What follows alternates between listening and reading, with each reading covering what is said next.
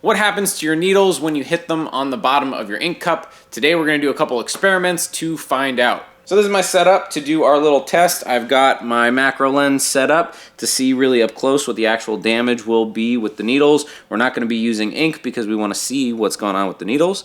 Then we got some mags over here. We got a 9-round mag, 15-round mag, and a 25-round mag. And then we got some liners down here. We have a single needle, a 3-liner, a 7-liner, and an 18-round liner. And we're going to be doing them all with this machine here.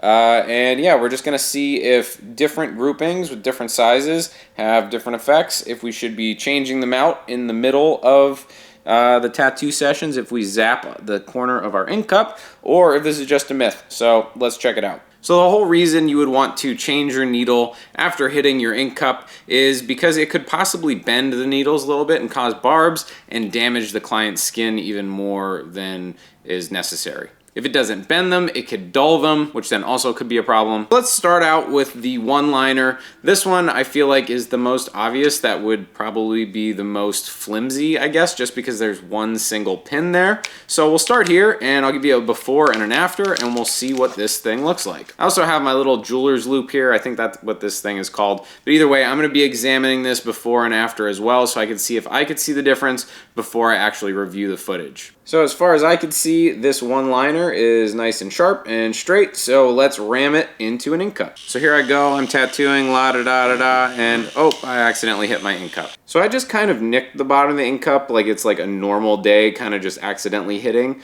Now I'm going to be a little bit more aggressive because I don't really see a very big difference, so it probably just dulled the tip. It didn't actually bend it. So let's be a little bit more aggressive and see if we can bend this sucker. All right, so maybe let's just pretend I'm really upset and I'm just tattooing like a madman. There we go. It does not look bent to me, surprisingly.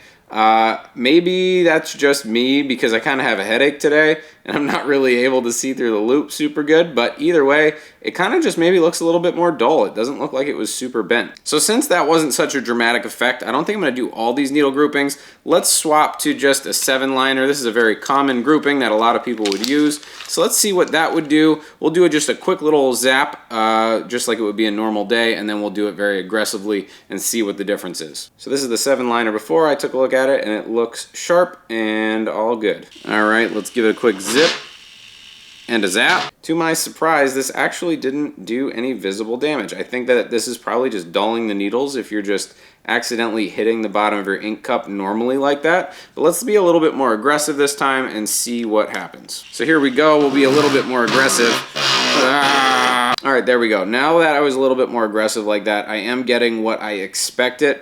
And you can see on the tips that they are bent. So if you put that into your client's skin, you're definitely going to be doing damage. I'm not really sure how this would go. I've never tattooed with needles that are that bent before. So definitely don't do what I just did. And to tell you the truth, I don't think I need to go through all these different needles, like I said before. Let's just try one more out. This is the 15-round mag. I just want to do a mag just so somebody doesn't complain, oh, you only did liners, you didn't do any of the mags. So let's see what the 15 does. Here's a before of the 15. They're looking sharp, they're looking snazzy and ready to go. All right, let's just give a quick little kiss to the bottom of the ink cup like that, because I feel like that's kind of normal. That's like a normal little hit. Yeah, so these pins are definitely more resilient than I thought they were actually going to be. I don't see any bending. It just probably is just one of those non-visual dulling of the pins. So now let's be abusive to it and see how bent we can get it. Oh, the bottom of the ink cap is not going to like me today. That's okay though. I'm actually very surprised. These needles held up really well. I really pushed that into the bottom of the ink cap and I don't see any type of bending. It's definitely duller, I'm sure. But let's see if we can get it to bend. Come on, buddy. You can do it. All right, if you're hitting the bottom of the ink cap like that, you're just a psycho crazy person. Well, I mean, it looks like we have the invincible needles here. We have no bending.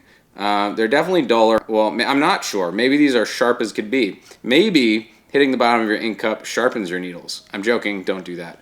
But either way, this test is actually very surprising to me. I thought we were going to have a lot more bending. I thought we were going to have a lot more carnage and damage. The most damage that we got is at the bottom of this ink cup, if you can see that. There is quite a bit of damage.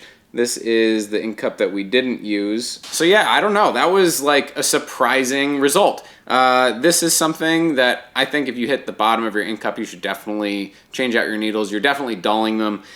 I'm surprised we weren't able to see more of a difference on the camera and on this. I don't know if when I blow it up on the computer screen, if it's going to be slightly different, if I'm going to be able to really see a difference. But I wasn't able to see a huge difference on this, except for on the liner when I really made it bend. But either way, are there any other little experiments that you guys would like to see me do besides this one, some myths or anything like that? Maybe I'll do a Mythbuster series. That was a really fun show when I was a kid with just science and whatnot.